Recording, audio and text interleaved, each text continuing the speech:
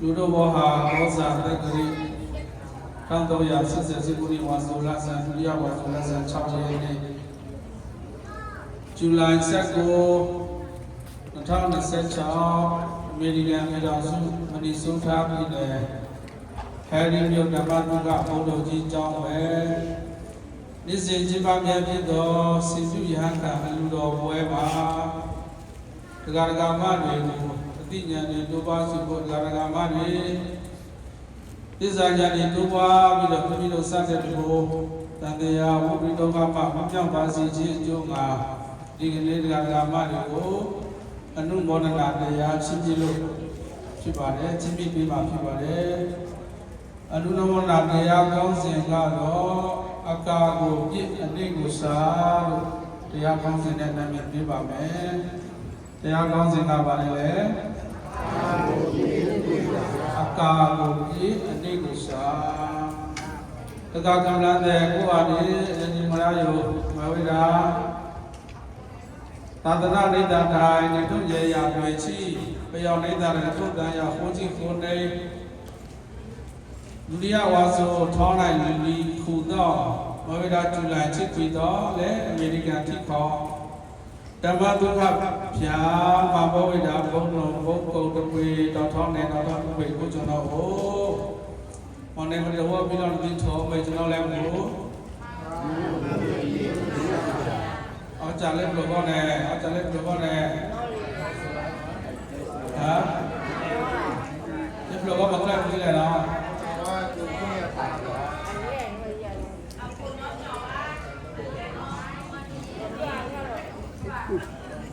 เล็บยาวว่าที่ไหนอากาโกจินิกุสาเดี๋ยวมาในมัธยมในแค่นั้นที่เราเล็บหลวงพ่อเนาะอภัยชาวป่าเล่มาวินาทีแค่ที่บ้านเนาะไปเนี่ยแต่ถึงเวลานี้แหละอภัยชาวป่าเล่มากำลังเล่นละครได้ปะอากาศเราดีนี่กูสาอภัยชาวป่าเล่มาทรมานอยู่ละครได้ปะกูจะรู้แต่ชิลท่ากูด่าดีต่อตาตัวเดชอสูโอปากหอมาเกดอกคนเราบัตรตัวเดียวได้ไม่ตัดเป็นนั่นตัวนี้เอ็งเราบ่าวกี้จะพิจารณาจะสอนเราเราบ่าวกี้จะย่อมตัดในครุหนาอย่างไรอ่ะอัปโหลดทอดได้อัปโหลดสิกราได้อัปโหลดทอดสิกราเราบัตรมองชัดเลยจะต้องเลยดีมูดีจ่าเลยนะเนาะเอ็งเราบัตรจะหาวันนี้แล้วกันมีจะรู้ข้าวโอ้ตัวเบชปยุปตังองค์ตาพังมาท่องตุนเอาตอบจากเราเราคำว่าแต่เนาะเราจะลิ้นไม่เนาะมันในมันจัดที่เราคือมันในมันตายที่เราหนุ่มมันในตายก็ว่าจะคนรู้ที่ชุบานเอาในห้อยแน่แต่ชุบานเราโอ้วันเอาไล่สุดจำแบบที่ว่าเลยเอติเมตตาโมเดวาโ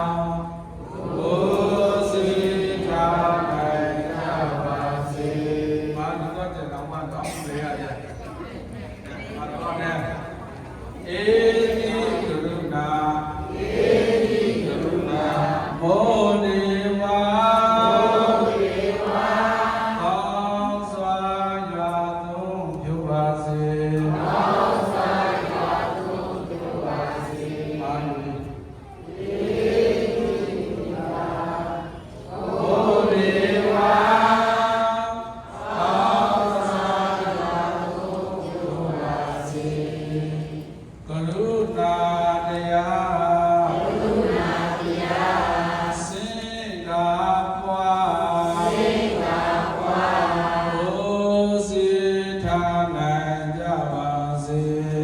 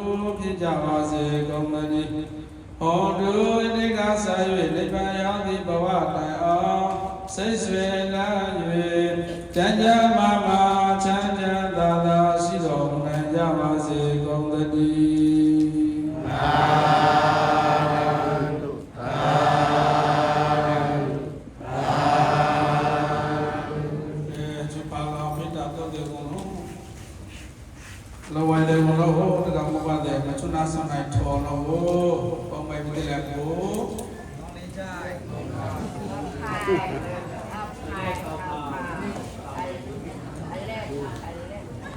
bây giờ đó là cái đó. Phải thảo phá lên vào nó chết đi không phải cái đấy. Nào đó rồi. Nhấp giờ vào cái đấy.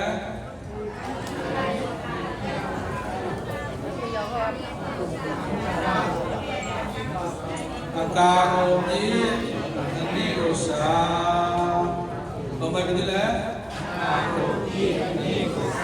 Ca ngô nhí ni cô sa. Ca số ra cái đó à. Tạm bố mà xí ra cái ca lúc còn đi nhà mà nó. Có bộ lộ hoa nó chúng nó lại cười ra. Tạm bố mà xí ra cái ca. Có bộ nó lấy đồ cái này. Ba lê. Upload xong upload là ba mẹ này. Có cái này đó. Cái phải nó cả nó có bộ hóa ôi có bộ ôi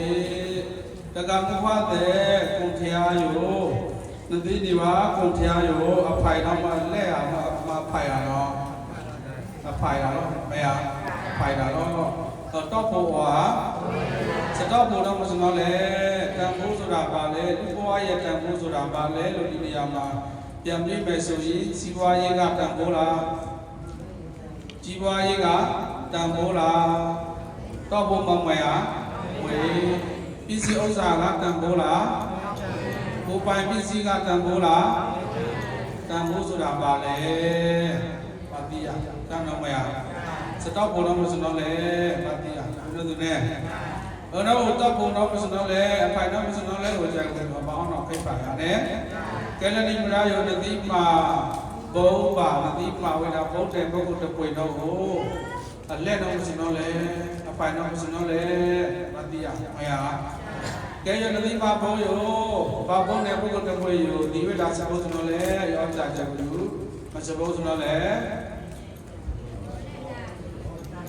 bảo này cái đó có lo trả yo sẽ bố lao chơi nó ta ta na ông quỳ sẽ bố giàu mày à ta tận na sập bố ta tận na không hề sập bố giàu nè đó chúng nó sập bố nè ta tận na không hề sập bố ta tận na không hề sập bố nó bắt đầu lấy sập bố cái gì à bắt đầu từ bắt đầu áp đi lại chạy vào chỗ tí mà bố là mày mà bố xong mà bố mình làm bao nhiêu mà bố chơi mà bố làm chơi gì bắt đầu ta tận na mày à bắt đầu từ là cầm qua nó ta tận na mày nó với Buddha bị lại chạy từ hạt bố hạt bisi phật tu ở là nào đi mà bố ở là nào đi hầm đi ta tận na mày nhiều là cho nó nè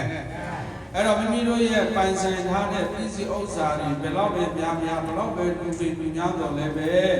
သာသနာအမွေဆိုတဲ့အလူဟာအလူရဖို့ဆိုတာမိမိကြီးမှာဖြစ်တဲ့သာလယနာသူတစ်ပါးကြီးမှာဖြစ်တဲ့သာလယနာစီပြုရဟန်းကလုပ်ပေးမှသာလေဒီသာသနာအမွေဆိုတဲ့ကုသိုလ်သူကိုရရှိမှာဖြစ်ပါတယ်ဒါကြောင့်မို့ဒီကုသိုလ်ရဲ့အကျိုးကျေးဇူးဟာတန်ဖိုးကြီးဘူးလားတန်ဖိုးကြီးတာပေါ့ဥပမာကိုမှသာသမီမရှိရင်လည်းပဲဒီမှာသာသမီကိုရှင်းပြပေးလို့မရဘူးလားအဲ့ဒီကုသိုလ်ဟာဘာကုသိုလ်လဲဆိုရင်သာသနာအမွေခံကုသိုလ်ဘာကုသိုလ်လဲသာသနာအမွေခံကုသိုလ်ဒါဆိုလို့ရှိရင်ကုသိုလ်တွေအဲ့ဒီကုသိုလ်မပြုလို့ရသေးဘူးဆိုရင်ကုသိုလ်တန်ဖို့မရသေးဘူးပေါ်တယ်လို့ဆိုမှာပေါ့နော်အဲ့ဒီကုသိုလ်ကိုပြုလို့ရတဲ့တန်ဖို့မရသာဘူးလားတန်ဖိုးရတယ်တန်ဖိုးရတာကိုဘာခေါ်လဲအနိတာရသူတော်ခေါ်တယ်ဘာခေါ်လဲအနိတာရအမှန်တည်းလက်ရောက်မရအဲ့ဒီနဲ့ပို့ပြီးတော့ပြင်းပြတဲ့တန်ဖိုးကပါလေဆိုတရားနာရချင်းဆိုတဲ့အနိတာရကအဲ့ဒီကုသိုလ်တဲ့ပုံပြပါတယ်အချွနာမဖို့တော့စပေါ်ဒူလိုက်တာပေါ့နော်အဲ့တော့ဘာပါလို့ဒီလိုထောပါလို့ရောထောပြီးတော့ねအဲ့တော့သာသနာ့အမွေကိုဘုဒ္ဓဝါဒကကျေဝလူကလာလည်းအတောကမီအမကဖွာသူပန်ခတာကိုအဝိမာဘဝေရာဖြာခိုးလာပြီးထုံးဝေရာသံဃာနော်မဘဝကြောင့်တော့လေခိုးလာပြီးထုံးမဘဝနာကုခိုးလာဒီချုမရမဘဝနာကြီးကောစားလေ โอลานี่ชูเลยกาตามว่าเนาะมาโบราณเนาะจะโบคุยเนาะล่ะเนาะนี่โอ้ตาตนะสโบเนาะเอาไว้ดีได้เองอ๋อเอาไว้ชุ่มมอดาเนาะเอาไว้นี่อย่าพูดถึงเนาะวันนี้อ๋อจ้าเวลาฉลาดมาแค่เวลาเนาะภาษาใจภาษาแต่มาโบจะโบโบอยู่เนาะตาตนะเอาไว้เนาะภาษาแบบนี้อ๋อจ้าไว้เนาะภาษานี่อ่ะนี่เป็นแบบนี้ดูบ้ามาเป็นแรงใจมาดูบ้าดอกทว่าผู้ในจังหวัดมามันมีตาตนะไม่สบจังนั้นแน่เนาะอาตากฟ้าละเนาะผู้นี้เด้ผู้ดอกทองในจังหวัดเด้ข้าอยู่เนาะเขาขออ๋อผู้จะเนาะข้าอยู่ที่หัดดาวาตาตนะเด้หัดดาวาแนวจะเป็นเด้จังของมันจะเนาะเขาตาเลยใจมาดูอาตากฟ้าเขาตาเนาะเขาตาแล้อาตากฟ้าเขาตาที่บางทียังไม่ยาแน่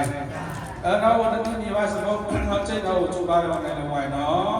แกอารมณ์แบบนี้ด้วยดีนี่เราได้อารมณ์การนะฮะเพราะเราแบบพิจิตรอุตสาหะมีมาพิจิตรสุดาพิจิตรสุดาพิจิตรโอ้เด็ดตาหน้าไม่รู้ยากที่ผู้เด็กมีด้วยสิ่งที่ยังการเรามาตาลีตาอย่างนั้นมีอย่างนั้นสิ่งที่มาตาลีที่ยังไม่รู้ยากสมาธิเด็ดด้วยไอ้ที่สมบูรณ์งานเรื่องอารมณ์แบบนั้นสุดามีอภิมาเวหินิมาอุสาปิสีสุบิทาวามีอภิมาเวหินิมาอุสาปิสีสุบิทาวาอลูคามยามลุดาลูวาอลูคามยามลุดาลูวาดายิสามายามังเบดาดายิสามายามังเบดาအဲ့ဒါခုတ်ပြောမသိလိုက်ကြဘူးဒီပစ္စည်းတဲ့နော်အိုအားလာနော်ဝေကောင်းအိုအားလာနော်ဝေမောင်းခေါ်လေတာနော်နတိမဘောကလောက်စိတ်တော့လေတာနတိမနေတာကငွေဟာနေတာအေးလေတာနော်ဒါယိသမယဒါယိသမခုံအဲမိမိမှာပစ္စည်းတွေဒီအပြင်မှာဝေအပြင်မှာဘလောက်ပဲပုံထားပြီးတော့အလူခံတွေအားလုံးလူပြီးအဲ့ဒီလူလဲတဲ့အလူဟာသာသနာအမွေခံပြုလို့ရရလားမရဘူးတဲ့နော်ကဲအဲ့ဒါနောက်တစ်ပိုင်းလိုက်ဆိုမယ်မိမိရေတွင်မိမိသူတစ်ပါးစိသာယတနာသာသနာပေါင်းတွင်သို့သွေးမာသာဒါယိသမုတ်ချရပေတာမိမိသူတစ်ပါးစိသာယတနာသာသနာပေါင်းတွင်သို့သွေးမာသာဒါယိသမုတ်ချရပေတာအဲ့ဒါသာသနာအမွေကိုရချင်တယ်သာသနာအမွေကုသိုလ်ကိုရချင်တယ်ဆိုရင်ဘာလို့ရမလဲမိမိရည်နိုင်ပြီးတော့သာလယနာသူတစ်ပါးသားရယနာတွေကိုဘာလို့ပြရမလဲစေပြုရကံပေးရမယ်အဲ့လိုပြုပေးမှသာလေဘာကုသိုလ်ရမှာလဲသာသနာဒါယိစာဘာကုသိုလ်လဲပြောပါဦးသာသနာဒါယိစာသာသနာအမွေခံလေးပရောတော့သာသနာကိုဘယ်လိုသူမရအောင်ပါတယ်တော့နတိနိဝါဒနာအမွေခံကုသိုလ်စကောတော့မတော့ဖို့မရကောက်ဖို့တော့အတော့မှလက်အဖိုက်ရတော့လက်လက်မေโอเคနဲ့အကဲတော့ကျေဘုံနတိမဘုံလည်းဒီမနာယောတကဘုရားတဲ့လွေတာအလက်ဒုထောင်းတော့လွေတာထော်လက်တော့ဘာချမ်းတာလဲကျန်ကစားကောင်းသူပါကားတော့တကဘုရားတဲ့ကောရပြဟွာဟောလာလွေတာနော်ခွာနာမေတော့ကောရပြခွာနာမေဆိုတော့လေကောရပြသောတမေတော့ထုံလာကောတိကာလွေတာနော်နတိထုနာမကာယနဲ့လောလောကေတော့တော့ဝေတော့ထုံလာကောတိကာတော့နဲ့အဲ့တော့ခွာဖို့အလကတော့ဝေတော့တဲဝလူကိုဝေတာစိလထပါလားဝေနော်ခွာဘုခဝေတော့ဆိုတော့လေစိလထပါလားမရနဲ့အဲ့တော့စိလထပါလာတော့တကဘုရားတဲ့လွေတာ လီချွနာထော်ပေးတဲ့ဒီလိုလောချွနာထော်လို့ကြက်ကစားတော့ပေါ့ရောင်းနေချွနာထော်ကြက်ကစားတော့အော်တော့ဘုကျွန်တော်လီငါဝါကြက်ကစားတော့ထော်အရင်ယူထော်လက်တော့ဒီမေဒီချွနာထော်ဝါထော်ပဲမယ်လေထော်လက်လီမေထော်လက်လီမေတော့ဒီရင်ယူထော်တော့နော်အဲ့တော့တော်လက်လီမီတာဝိကဝါနာတဲ့ပြီးထောလပေါယူအေးအော်လေအပလမနီကလာကြဘူးနော်ယမနီရော့အေးလို့ပြောတာအော်ဟမနီကလာကြဘူးနီမီရောဟာဒီရော့အေးဒီလရော့ဝါကိုကျွန်တော်ဝမလီချွနာဝါသာထောအဲ့ဒီစိလတာပါရမထေကမြတ်စွာဘုရားထုံလကောတိကရွာမှာတတိသုံးနေတဲ့ကြာမညာသားတွေကိုမှာတရားဟောတဲ့ချိန်မှာစိလတာပါရတရားနာတဲ့အခါမှာမိမိရဲ့တဏ္ဍမှာဤဓမ္မတစ်ပါးပါဖြစ်လာတယ်ဒီတရားကိုငါနာရလို့ရှိလူဘဝနဲ့ငါနာရဖို့မလွယ်ဘူးရဟန်းဘဝပါလူမတန်လည်းညာဘုမတန်လည်းဒီတရားကိုငါရရှိမှာဖြစ်ပါတယ်လို့ပြောကြတော့နဲ့အောင်တော်ဝထိုင်ပြောဝိဒါကျန်စားကိုလက်သာဝတိပြုံးစီတော်ဖြာတော်ဝဒကဘုရားတဲ့လို့ဝိဒါကျန်စားကိုတော့အချရောနမထောပါတာနေအားအဝမထောတာနေနော်မထောတာဆိုတော့လေမထောတာနဲ့မကေတာတပွေစလိမကေတာနဲ့တပွေလပါလပါတိဟိုတကဘုရားတဲ့မူဖာအေးလက်ပလက်တော်အကြောင်းကေတာမနီဟာကေတာမီအဲ့တော့လထပါလာတော့ဟိုအဝိကေတာမသာနေတော့မူဖာပလက်တော်အကိုကျန်ကြအောင်လို့ရအောင်ထောင်ကြတယ်နပါတိချာရအောင်လို့ရတာနော်နထောင်ကြတယ်နပါအေးပလက်တော်မှာအမတော်ထောင်းတဲ့နဲ့တပွေထောင်ကြဝဲတော့မူဖာနော်အမောပါလို့တော့တတိပါတို့တကမှာတယ်နဲ့တတိပါတို့ကဘုရားတော်လို့ကတော့တော်သာပဲနေတွေ့တာတော်သာနေစီဟာတော်သာနေဘာလဲတော်သာကြတယ်လို့အဒီဘုရားတော်လို့ကတော့ပြီးထော်နိုင်ဝိတယ်တော့ကြတယ်အမွေခံမဲ့ပုဂ္ဂိုလ်လို့ပြောလာပါမယ်ဟာအမွေခံတဲ့ပုဂ္ဂိုလ်မရှိဘူးမရှိပြုရှင်တဲ့ရဟန်းခံရှင်တဲ့ရတ္တပါဠမင်းသားတော့ခက်တော့မလို့လည်းအေးအောင်ကြတော့ကဘုရားကဝတ်ထောင်းနေတော့မပါလဲအဲပါကြတော့အောက်ပြီးကိုထိလေတယ်နော်လေအောက်ပြီးကိုထိလေဘုံတော့တယ်ကဘုရားကနော်ကဲရတဲ့ဘုန်းတည်းလေးတယ်ရောဘုန်းတော်အောက်ကလာစီယာဟမ်ဟောကိုင်းမရဘာကထောင်းကြတယ်ထောင်းတယ်တော့မရခဏတော်လေးထောင်းတော့ချောင်းတော့တရားရအောင်ပါတယ်ပြည့်တဲ့မောစီယာဟိုနေအဲ့တော့ဘာလို့ဆက်ဖို့ရတ္တပါဠိတော်ကဝိပါဒထောင်းတော့တောက်တရားဟောဟောရတောက်တရားဟောဟမနီဗုဒ္ဓပြာကပူရကဘုရားတဲ့တောက်တရားဤဩမှာစပုစပါတော့ကကေရောရောမရဧတောက်တရားဤလောဝါကျတဲ့ကဘုရားတဲ့စပုစပါမကေပါမရောဟာဟောတော့ဟမနီဒီဝိရတုတော့တောက်ပေါ်တော့စတောက်ပေါ်တော့တော့တောက်တရားဒီတောက်ပေါ်လို့မရှိတော့အနိုင်တော့တရားဝင်လို့ဒီကျွန်တော်လည်းစတော့ပုံမရတော့တရားအေးလောဝါဒီဩအားလာမနီစပုစပါတော့မနီရောဟာရောအေးကဲစပါပြောမနေနဲ့ဖိုင်တော့ပါတော့တော့တရားလောအနေလျာဘောတော်လောလောအခေယခာတော့တရားအေးဩဘဝေဒာ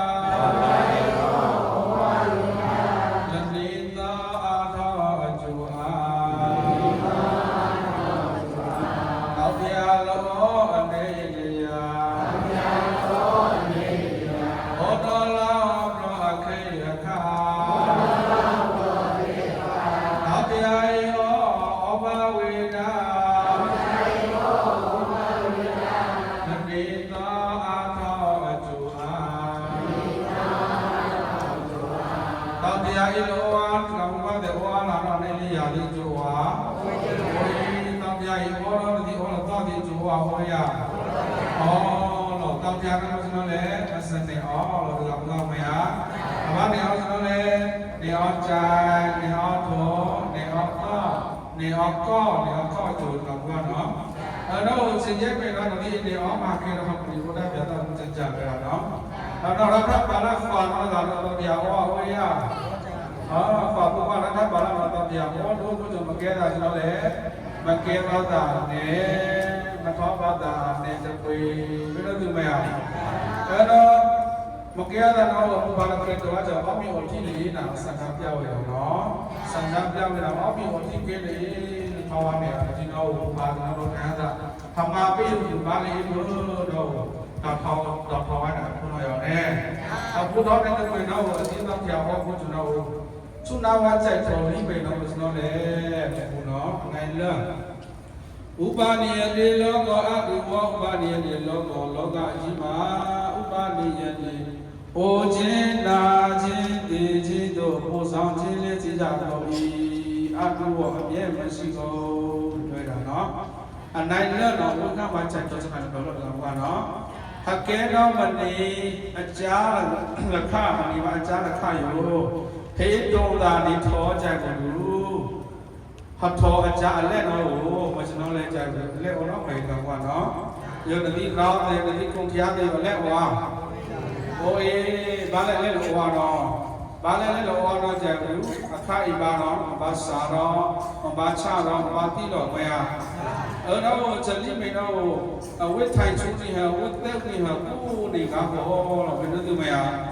တော့ဘာချုံချုံကြီးအနောက်တော်လဲတော့ခါလွယ်တာနော်အကြရောလက်ဝါโอ้ยလက်တော့မရတာ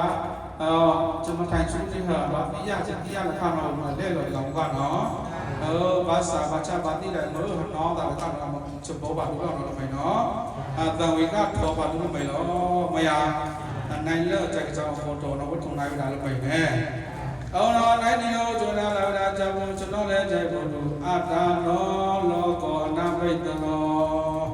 အတ္တနောလောကောဒီလောကကြီးထဲမှာအတ္တနောမိကိုအာထာဇယာလီအနာဘိတနောအာကိုဇယာလီဘာတခုမှမရှိပါပဲทำมาอากูปลุกดีโอน้องกัน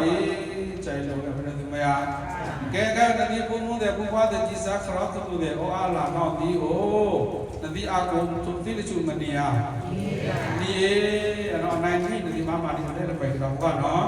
ทำบ้านนี่ตอนนี้ก็ท้อนายนี่เราระเบิดมุกุนนายเล่นโอ้ภาษาภาษาภาษีโอ้น้องบ้านนี่เราก็ระเบิดไหมอ่ะอายุฮากูฮาปัทเทดาเดียมูลีบุพาแต่พิสิทธิ์รักสุดเลยพี่อ่ะบีเอนอนดเมย์เดี๋ยวไม่อะไรเนาะนี่เมย์ไม่อ่ะอันนั้นเราให้เราในตั้งแต่เราเลยใจว่าดูอาตะโกโลโกตบาบายากรรมนิยอาตะโกเดမိမိတို့ရဲ့ပိုင်ဆိုင်ပြီးတော့ရရှိလာတဲ့စစ်စစ်ဥစ္စာလာလာပါတဲ့ဒီတပ္ပကမ္မနိယတတိသောအခါမှာဆုံးခွာသွားရမယ်ဟပ္ပကာလာနောဟပိစီခလာတုလဖာယုတကဥပါလနိမလာဟောအဝိဟပနိမနိယဒီနတိတိကြောနတိတန်ချုမနိယဒီနတိရာနောချက်ကူကနေမိလာချိန်တော့ဒီစီခလာတုဘောတော်လည်းကျွန်တော်ဟောရတော့မရတော့လည်းမေဒီဘာပါဒီအလက်လည်းမေတံကတော့ဘာလို့လည်းမေစီရောမရရအောင်ကလည်းတော့မရလဲတံမေနိုင်တန်တော့တံမေနိုင်လီတော့ကျွန်တော်လည်းကြိုက်ဖို့တကမဖတ်တယ်ဘာချက်ကလည်းဟကေတော့မနီယောချောမဟာနော်ကျွန်တော်လည်းကြိုက်တယ်တဏအမဟကျွန်တော်မှလည်းတဏတော့ကျွန်တော်လည်းကြိုက်ဘူးစပန်းသာမရမကဲတာမလီယတာမထိုင်ရတာဆိုတော့ကျွန်တော်ကိုယ်ကျွန်တော်လည်းတဏလေးကြီးရတော့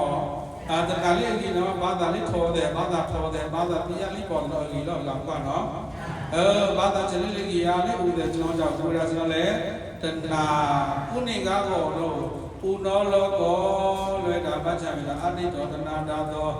ဥနောလောကောလောကကြီးဒီဥနောရုပ်ရုပ်ပြီးတော့နေတယ်အတိတောတဏတာသောဩရောက်ဒီကိုတော့ပိုင်တယ်အေးဒီကောင်ကလည်းနော်အပစ္စည်းကရာကဩလာနတိဒီကြည်တော်လာလက်သိဩရနတိခြေတော်မနတိနောက်တဲ့နတိမာရယမာရမယနောက်နေ့သေးရောမာရယမာရနောက်တဲ့ကြီးရောမာရယနတိကျွန်တော်ဒီမှာအပအားနော်မယဒီမှာအားမခါတော့ဒီမှာအားတော့ထောင်းပြီးအေးကျွန်တော်အမနတိလေတဏှာအမနတိလောကဲတော့ဇာဓမ္မသံဝေကဓမ္မနိတာထောလိမိနောရထပါဠမောဝိထုံနိုင်နေရထုံနိုင်နေရထုံနိုင်နေလောဇလိမိနောမောใจကစားကလုံးလူထใจကစားကံကထောဘူးလောကပါနော်ဒါတော့ဇလိမိနောဒီထုံနိုင်နေအပါကြတော့လဲလောကကပါနော်ကဲဇလိမိနောချူပါပြောင်းနေတော့ဟောနေ ô chế na chế bê chín sao ya y khanda đô ma si bi ô chế na chế bê chín sao ya y khanda đô ma si bi Chwe ya tamita Atha boya Ikanda Doma masibi Chwe ya tamita Atha boya Ikanda Doma masibi Ko bai masi Sidi Osa Đô tu nga Sông Khoa Vayami Cô Bai Masi Sidi Osa Đô tu nga Sông Khoa Vayami Tu nga Thô Thô Alo Tapa Ma Piwa Dana Chondami Dunga Toto Alo Tapa Mapiwa Dana Chondami Mano Towa Mele Li May Maya No Male Apaya Ale Baja Baba Ni Ale Fai No Matole Ba Thao Pa Vidu Ne Ke Chong Lo Chuba Ya Wane Lo Wane Apa ale owe nipa Apa takwa ale mala Ale oma khila ticha Apa kwa ale mamala Apa ale